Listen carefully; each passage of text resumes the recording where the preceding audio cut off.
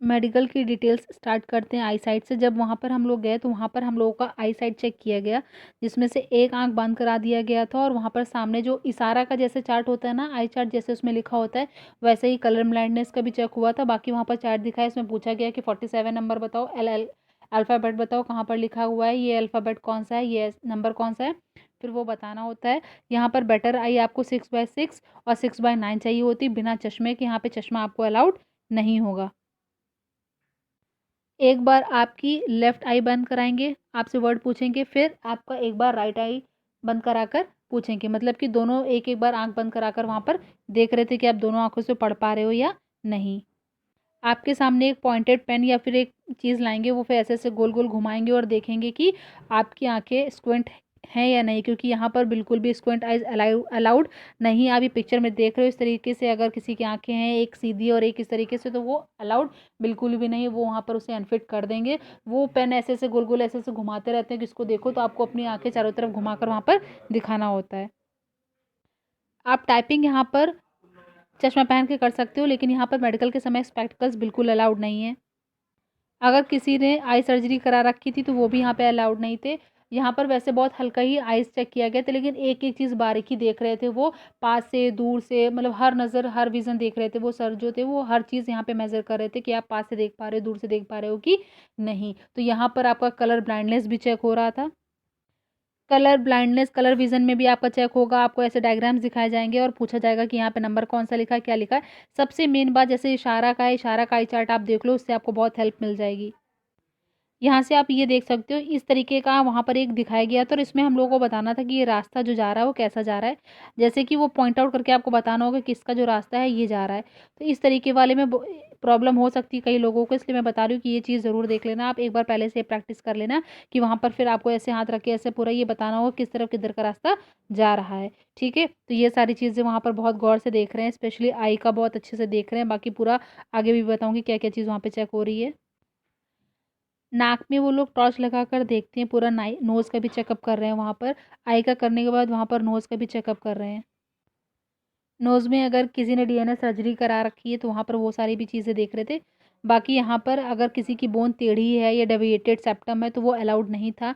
यहाँ पर अगर किसी को साइनस की प्रॉब्लम है तो वो जो ऑफ़िशियल थे वहाँ पर एक लोगों को उन्होंने रोका भी था कि उन्होंने पहले एक डॉक्टर ने रोका, फिर उसके बाद उनको कुछ डाउट लगा तो उन्होंने फिर दूसरे डॉक्टर से कंसल्ट करके उसको फिर से चेकअप करवाया था। लेकिन यहाँ पर डेविएटेड अगर किसी की बोन तिरछी है या फिर साइनस की प्रॉब्लम है तो हो सकता है उसको वहाँ पर अनफिट कर दे, क्योंकि ये डॉक्टर पे डिपेंड कर रहा है। बाकी यहाँ पर डीएनए सर्जरी अगर किसी ने करा रखी तो हर एक-एक चीज़ बारीकी से यहाँ पर देख रहे हैं। तो नाक में आपकी बोन टेढ़ी नहीं होनी चाहिए। दाँतों को भी चेक कर रहे थे, पूरा मुँह खुलवाकर वो ऊपर-नीचे दाँत देख रहे थे, पीछे के दाँत भी देख रहे थे अच्छे से। अगर किसी के कैविटी या गैप है तो वो सारी चीज़ें भी देख रहे थे। किसी की ओवरलैपिंग है, ओवर जैसे ऊपर-नीचे टूथ होते हैं ना, वो सारी चीज़ें देख रहे थे। पारियाँ यहाँ पर बिल्कुल अलाउड नहीं है, अगर किसी की पारियाँ थी तो उसको अनफिट कर दे रहे थे। तो आप जब जाइएगा उससे पहले ही अपने दाँत साफ़ कर लीजिएगा, बढ़िया अच्छे से ब्रश-व्रश कर लीजिएगा और बहुत अच्छे से वहाँ पर क्लीन चीज़ लेकर जाइएगा। अगर किसी ने गैपिंग करा रखी है तो वो अलाउड थी, यहाँ पर गैपिंग में उसे बाहर नहीं निकाल रहे थे। लेकिन हाँ, पीछे के दाँतों को वो बहुत अच्छे से, जो मोलर और प्रीमोलर होते हैं ना, वो बहुत अच्छे से देख रहे थे। उसके बाद अगर यहाँ पे अगर किसी ने भी कोई भी ऑपरेशन सर्जरी करा रखी है, अगर बॉडी में कहीं कट मार्क या कुछ दिख रहा था तो वो पूछ रहे थे कि ये क्या है, ये क्यों कराया था, वो रीज़न वहाँ पर बताना पड़ रहा था। कानों को बहुत अच्छे से देख रहे थे, पहले पास से वो कान को देख रहे थे, फिर उसके बाद दूर जाकर वो बोल रहे थे और फिर वो जो बात बोल रहे हैं उसको बताना पड़ता था, क्योंकि वो हियरिंग कैपेसिटी सुन रहे थे कि आप दूर से सुन पाते हैं या नहीं। तो वहाँ पर ये सारी चीज़ें भी देखी जा रही हैं। कानों की डिसीज़ेज़ देखी जा रही थी कि कान में कोई पर्दा फटा है कि नहीं फटा है, या कानों में कोई प्रॉब्लम तो नहीं है, तो मतलब कानों को भी बहुत अच्छे से चेक किया जा रहा है। वहाँ जाने से पहले आप अपने कान को एक बार सफाई करा लेना, कान में जो गंदगी होती है वो सारी चीज़ें निकलवा लेना, साफ़ करवा लेना थोड़ा। आप जब वहाँ पे स्टैंड करोगे ना तो पोजीशन जो होगी वो भी चेक करते हैं, वो दूर से ही चेक कर रहे होते हैं, लेकिन जब पास बुलाते हैं तो वो फ्लैट फुट भी चेक करते हैं, क्योंकि यहाँ पे फ्लैट फुट बिल्कुल अलाउड नहीं है, नौकनी अलाउ नहीं है। फ्लैट फुट है तो वहाँ पर वो अनफिट कर दे रहा है, वहाँ पर उन लोगों को नॉर्मल फीट चाहिए। आप इस पिक्चर में देख सकते हैं, अगर किसी का फ्लैट फुट है तो वो अलाउ नहीं कर रहे हैं। हाथों को सीधा कराकर एल्बो और ये रिस्ट पूरा देखते हैं कि आपके जो हैंड्स होते हैं, अगर हाथों को सीधा किया है तो सीधा करने पे ये जो एल्बो होते हैं जॉइंट नहीं होने चाहिए। ये सारी चीज़ें वहाँ पर बहुत अच्छे से देख रहे थे। हम लोगों से बोला हाथ सीधे करो और फिर बोला दोनों हाथों को जॉइन करो। तो दोनों हाथों को जॉइन करने पे एल्बो जो है वो बहुत ध्यान से वो देख रहे थे। फिर सारी फिंगर्स भी उन्होंने खुलवा कर देखी। जो ऑफिसर थे उन्होंने बोला दोनों हाथों को पाम को खोलो, उंगलियां देख रहे थे टेढ़ी तो नहीं है, सीधी तो नहीं है, किस तरीके से उंगलियां हैं, मतलब सीधी चाहिए वहाँ पर। तो वो देख रहे थे हर एक की चीज़ खुलवा कर, यहाँ पर आप फोटो में देख सकते हो इस तरीके से वहाँ पर आपको फिंगर खोलने के लिए बोलेंगे। अगर फिंगर के बीच में गैप है तो वो दूसरे डॉक्टर से भी कंसल्ट कर रहे थे। अगर किसी भी एक ऑफिसर को लग रहा था कि ये इसमें प्रॉब्लम है या फिर उसको कुछ डाउट हो रहा था, तो वो दूसरे डॉक्टर से कंसल्ट कर रहे थे और फिर उसको रोकने के बाद उसको फिर से चेकअप कर रहे थे। अगर किसी पर्सन के 6 फिंगर है तो उसको 6 फिंगर वाले को यहाँ पर अलाउ नहीं कर रहे हैं। 5 फिंगर्स होनी चाहिए एक हाथ में। 5-5 10 उँगलियाँ होंगी तो आप फिट हो। यहाँ पर एक्स-रे और बीपी हर चीज़ में ज़रूरी, ब्लड टेस्ट हो रहा है, यूरिन टेस्ट हो रहा है, सारे टेस्ट भी ले रहे हैं। यूरिन टेस्ट करने से पहले यहाँ पर आप वाटर ड्रिंक कर लेना, जिससे कि आपकी यूरिन ज़्यादा येलो नहीं आएगी। हम लोगों ने भी किया था, बॉटल था, बॉटल से 1-2 बॉटल पानी पीने की कोशिश कर रहे थे कि जितना अच्छे से अच्छे वो बिल्कुल साफ़ है, जिससे कि वहाँ पे कोई भी उनको प्रॉब्लम ना हो चेक करने में, जिससे कि हम लोग को बाद में कोई प्रॉब्लम हो। तो हम लोग को लग रहा था कि हम लोग ज़्यादा से ज़्यादा पानी पी लेते, तो हम लोगों ने कई गर्ल्स थी जिन्होंने बहुत सारा पानी पी लिया, तो फिर जब यूरिन टेस्ट हुआ तो किसी को प्रॉब्लम नहीं निकली। तो वहाँ पर मेल्स के लिए अलग बोर्ड है और फीमेल्स के लिए अलग है। जब आप वहाँ पे जाओगे तो डॉक्टर जो होंगी वो चेक कर रही थी, और फिर मेल्स के लिए भी ऐसे ही हो रहा था, वहाँ पे डॉक्टर्स चेक कर रहे हैं। और फिर अगर एक डॉक्टर को किसी को डाउट लगता है किसी पे, तो फिर वो दूसरे डॉक्टर से भी कंसल्ट करके फिर उसको जिस चीज़ में डाउट लगता है वो कंफर्म करने के लिए फिर से चेकअप करते हैं। अगर किसी को वेरिकोस वेन्स हैं वो अलाउ नहीं है। अगर किसी कैंडिडेट को उनको लगता है कि इसको शायद वेरिकोस की प्रॉब्लम है, तो वो उसको रोक कर फिर उससे वो पूछ रहे थे कि मतलब सीधे खड़े हो जाओ, और फिर दूसरे डॉक्टर जो थे वो भी उसको आगे पीछे करके बहुत ध्यान से देख रहे थे, क्योंकि यहाँ पे वेरिकोस वेन्स बिल्कुल अलाउड नहीं है। अगर किसी को हर्निया की दिक्कत है तो हर्निया यहाँ पे अलाउ नहीं है, इसलिए हर्निया यहाँ पे अलाउड नहीं है। हर्निया अगर किसी को प्रॉब्लम है तो फिर वो दिक्कत कर सकता है, क्योंकि यहाँ पे हर्निया में क्या होता है कि ये जो नाभि के पास का हिस्सा होता है ये थोड़ा बढ़ जाता है। ठीक है, तो ये हर्निया वहाँ पर बिल्कुल अलाउड नहीं है। अगर किसी को हर्निया की प्रॉब्लम है तो वहाँ पे अनफिट कर रहे हैं। एक एस्पिरेंट्स था जिसको हीमोग्लोबिन की प्रॉब्लम निकली है, उसको हीमोग्लोबिन कम था तो उसको रीमेडिकल दे दिया गया। बहुत सारे अलग-अलग फैक्टर्स थे जिसमें 3-4 लोगों को रीमेडिकल भी मिला था वहाँ पर। हम लोगों का तो फिट हो गया था, लेकिन वहाँ पर बहुत सारे एस्पिरेंट्स थे जिनको दोबारा रीमेडिकल के लिए बुलाया गया है। तो आप लोग देख लो अपना, आपकी अगर आपको कोई प्रॉब्लम है तो आपकी डेट से जो भी आपकी टाइपिंग डेट है उसके पहले ही आप अपना चेकअप करा के एक बार उसका ट्रीटमेंट करा लो। बाकी यहाँ पे अगर आपको फंगल इन्फेक्शन है, किसी को फंगल इन्फेक्शन है, तो वो पहले से ही अपना ट्रीटमेंट कर ले। जो भी आप क्रीम लगाते हो वो, या फिर ऑयल लगा लेना मेडिकल से पहले, जिससे कि वहाँ पर वो स्किन उस तरीके से ना दिखे।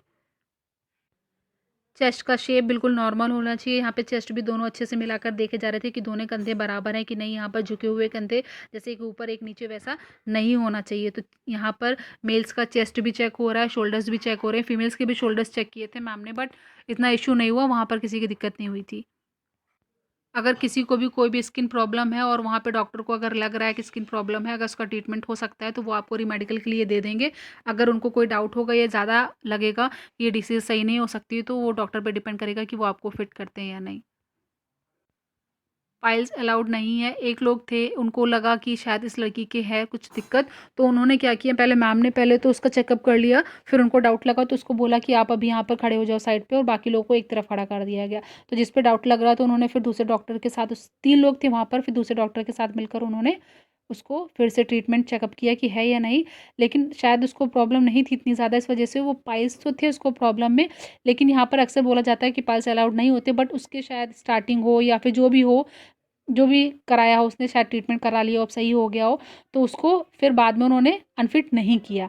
अब जो भी रीज़न रहा हो मुझे नहीं पता चला, लेकिन फिर भी मैं ये कहना चाहूँगी पाइल्स के लिए, जिन लोगों को पाइल्स की प्रॉब्लम है वो अपना ज़रूर मेडिकल देने जाएँ। अगर टाइपिंग क्वालीफाई कर लेते हैं तो मेडिकल देने ज़रूर जाएँ, क्योंकि आपको अभी नहीं पता वहाँ पे वो फिट करेंगे कि नहीं, लेकिन हो सकता है कि आपका ट्रीटमेंट कराया हो आपने, ऑपरेशन कराया हो तो वो सही हो गया हो, अब इतनी प्रॉब्लम नहीं हो, तो ये डॉक्टर पे डिपेंड करेगा वहाँ पे कि वो आपको फिट करते हैं या नहीं। लेकिन आप टाइपिंग क्वालीफाई करने के बाद मेडिकल देने ज़रूर जाना, क्योंकि उस गर्ल को मैंने देखा था कि अब पाइल्स को मुझे पूछना अच्छा नहीं लग रहा था कि मैं उससे पूछूँ कि पाइल्स की प्रॉब्लम थी तुम्हें तो क्या हुआ क्या नहीं, लेकिन हाँ फिर भी वो बाद में आई तो उसने बताया था कि हाँ मेरा हो गया है। तो पाइल्स को लेकर आप इतना परेशान मत हो। हाँ, कहीं-कहीं अलाउ बिल्कुल नहीं होता है पाइल्स, लेकिन फिर भी आप वहाँ पर जाना, शायद अगर पहले डॉक्टर को जो चेकअप कर रहे हैं उनको डाउट लगेगा कि नहीं इसको पाइल्स की प्रॉब्लम ज़्यादा है, तो वो वहीं से आपको निकाल देंगे। लेकिन अगर उनको कुछ लगेगा कि नहीं ठीक-ठाक है, तो फिर वो दूसरे डॉक्टर से कंसल्ट करके दोनों लोग आपस में बातचीत करते हैं जो वहाँ के बोर्ड मेंबर्स होते हैं, और फिर उनको अगर लगता है कि नहीं ठीक है, चांसेस हैं फिट होने के, तो फिर वो आपको अलाउ कर देंगे। यहाँ पर अगर किसी के दाँत नहीं हैं, कम है, जो भी है, तो आपके डेंटल पॉइंट्स पूरे होने चाहिए, जिससे कि आप लोग फिट हो जाओ। तो अपने दाँत को बिल्कुल साफ़ करके, सफाई करके अच्छे से जाना। बहुत सारे लोगों का टैटू से रिलेटेड डाउट था, तो टैटू यहाँ पर राइट हैंड पे बिल्कुल अलाउड नहीं है। राइट हैंड वालों को तो बिल्कुल उन्होंने साफ मना कर दिया था, जो हमारे साथ में थे। बाकी अगर यहाँ पे किसी का लेफ्ट साइड पे है, तो अगर उसका जो एल्बो होता है ना, उसका अगर 1/4 पार्ट से छोटा या उतना है साइज़, तो रिलीजियस अगर कोई सिंबल है, तब तो वो अलाउ कर देना। बाकी राइट हैंड पे अगर कोई भी टैटू हो, चाहे बड़ा हो या छोटा हो, तो वो अलाउ नहीं कर रहे थे, क्योंकि राइट हैंड जो होता है वो सैल्यूटिंग हैंड होता है, ठीक है? उससे सैल्यूट करना होता है, इसलिए वो बिल्कुल मना कर दे रहे थे वहाँ पे टैटू के लिए। अगर आपका लेफ्ट हैंड पे है, वो भी जो साइज़ दिया गया है, ये आप देख सकते हो यहाँ से, अगर कोई भी रिलीजियस सिंबल या फिगर है, इतना छोटा है, तो वो अलाउ कर देंगे। लेकिन बाकी ऐसे आपको टैटू वहाँ पर बिल्कुल अलाउ नहीं है। बाकी यहाँ पर आप देख लो, ये प्रॉब्लम्स थी। एक लड़का था, उसने बताया उसको हाइड्रोसिल की प्रॉब्लम थी। और बाकी यहाँ से आप देख सकते हो कि कितने मंथ से, अगर इतने मंथ्स की किसी को प्रॉब्लम है, तो वो अनफिट कर दिया जाएगा, नहीं कर दिया जाएगा। ये सारी चीज़ें आप पढ़ लो यहाँ से। ये डिटेल मैं आपको इसलिए दे रही हूँ, क्योंकि बहुत सारे लोगों को हाइड्रोसिल और डीएनएस की प्रॉब्लम होती है, बहुत सारी प्रॉब्लम हो जाती हैं, किसी ने सर्जरी कराई होती है। ये सारी चीज़ें आप पढ़ लो कि अगर 1 मंथ, 3 मंथ, 4 मंथ या 6 मंथ से ज़्यादा या कम की है, तो हो सकता है आपको रीमेडिकल दे। ये वहाँ पर डॉक्टर पे डिपेंड करेगा। बट हम लोगों का जो जो चेक कर रहे थे, वो बहुत अच्छे थे। जो डॉक्टर्स थे, मतलब फीमेल ही थी डॉक्टर्स, लेकिन वो बहुत अच्छी थीं। हाँ, वो बहुत अच्छे से चेकअप कर रही थी और पूछ भी ले रही थी। उनको लग रहा था, अगर कोई डाउट लग रहा था, तो पूछ रही थी, क्या तुमको ऐसी दिक्कत है, तुमको वैसी दिक्कत है? तो हम लोगों को अगर नहीं थी, तो हम लोग बोल दे रहे थे नहीं अगर थी, तो बोल देते थे हाँ है। तो इस तरीके से वहाँ पे उन्होंने बहुत अच्छे से चेक किया था। और जो भी गर्ल्स थी, वो परेशान हो रही थी। पहले हम लोग को परेशानी लग रही थी कि ऐसा है, वैसा है, क्या दिक्कत होगी? तो उन्होंने फिलहाल कुछ नहीं, जिसको डाउट लग रहा था, 1-2 गर्ल्स को फिर से उन्होंने चेक कर लिया था। बाकी यहाँ पे प्राइवेट पार्ट भी चेक किए जा रहे थे, तो आप लोग अच्छे से अपना प्राइवेट पार्ट भी बिल्कुल साफ-सुथरा ही रखना। क्योंकि वहाँ पर एक गर्ल थी, उसको ओवेरियन सिस्ट में प्रॉब्लम था, ऐसा कुछ प्रॉब्लम निकला, तो वो भी डॉक्टर से कंसल्ट किया उसने कि हाँ, मुझे ऐसा-ऐसा प्रॉब्लम, डॉक्टर ने बोला तुम्हारी ये प्रॉब्लम है, देखो ये निकला है, इसका क्या हुआ, कैसे ट्रीटमेंट कर रही हो, नहीं कर रही हो। तो वो उन्होंने फिर उसको बोला कि ठीक है, तुमको हम री-मेडिकल के लिए लिख देते हैं कि तुम अपना देख लो कि इस दिन तुमको आना होगा। तो ये सारे डाउट्स मैं इसलिए बता रही हूँ, क्योंकि वहाँ पे 1-2 गर्ल्स थी, जिससे मैंने पूछा कि तुम्हारी क्या प्रॉब्लम निकली, तुमको क्या निकला? तो वो बता रही थी, उस हिसाब से मैं आपको बता रही हूँ। क्योंकि बहुत सारे गर्ल्स हैं जिनको बहुत सारी अलग-अलग प्रॉब्लम्स तो हैं, तो वो पहले ही मान के बैठ चुकी हैं कि हम वहाँ पर जाएँगे कि नहीं जाएँगे, अनफिट ना कर दिया जाए। तो आप जाओ, अनफिट होना, फिट होना वो बात की बात है, बट वहाँ पर आप जाओ, देखो, टाइपिंग पास करो, टाइपिंग क्वालीफाई करो, उसके बाद पीएचडी दो, डॉक्यूमेंट वेरिफिकेशन दो, मेडिकल दो, जिससे कि आप लोगों को वहाँ से एक्सपीरियंस मिलेगा कि क्या दिक्कत है, क्या नहीं। तो आप फिर नेक्स्ट एग्ज़ाम से पहले अपने आप को प्रिपेयर कर पाओगे। अगर किसी को नौकनी की प्रॉब्लम है, तो नौकनी के लिए भी वहाँ पर अनफिट कर रहे थे 1-2 लोगों को। बॉयज़ में थे, बॉयज़ में पता चला मुझे कि वहाँ पर 1-2 लोगों को रीमेडिकल भी मिला था। बाकी यहाँ पर अगर आपका अंडरवेट है, 5 किलो ज़्यादा या कम है, तो वो चल जा रहा है, वो रीमेडिकल के लिए दे रहे हैं। चाहे आप अंडरवेट हो या ओवरवेट हो, लेकिन यहाँ पर नॉकनिंग नहीं होना चाहिए, आपके नॉर्मल नीज़ होने चाहिए। और जैसे यहाँ पे किसी के होते हैं ना कि घुटनों के बीच की बहुत ज़्यादा गैपिंग होती है, तो वो भी अलाउड नहीं है।